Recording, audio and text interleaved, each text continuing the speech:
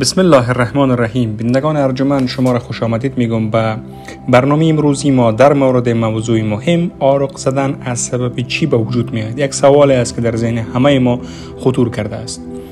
ما با هر لقمه ای که غذا را نوش جان میکنیم تقریبا در حدود 2 میلی الی 5 میلی لیتر هوا داخل بدن ما میشود.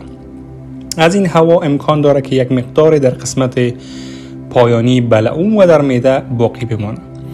بعضی اوقات به شکل ارادی و یا غیر ارادی هوایی که در داخل معده ما باقی مانده باشه توسط آرق زدن خارج می شود.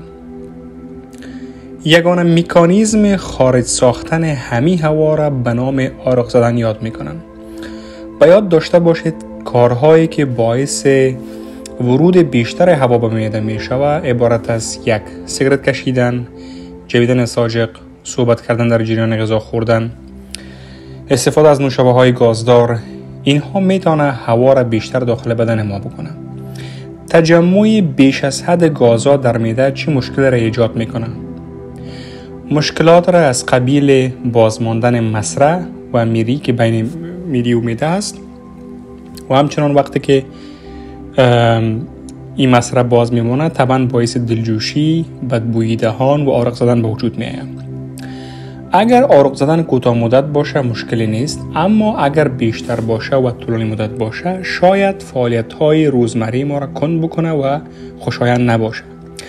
اما این مشکل جدی از سبب کدام مریضی خاص نیست.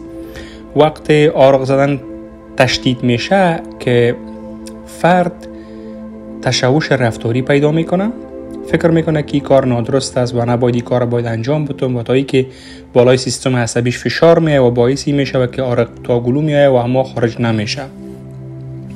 حالا میایم سر مسئله درمان آرق زدن چیست صحبت میکنیم.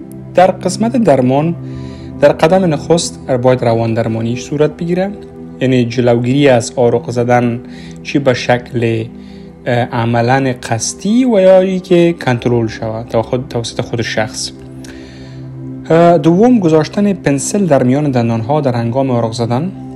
سوم قطع استفاده از سیگرت و نوشابه های گازدار. چهارم امتناع از پرخوراکی، غذا باید خوب جویده شود.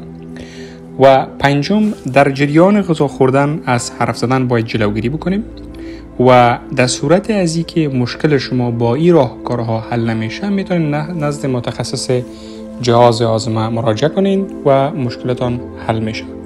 با امید صحت و سلامتی شما ایام به کام شما.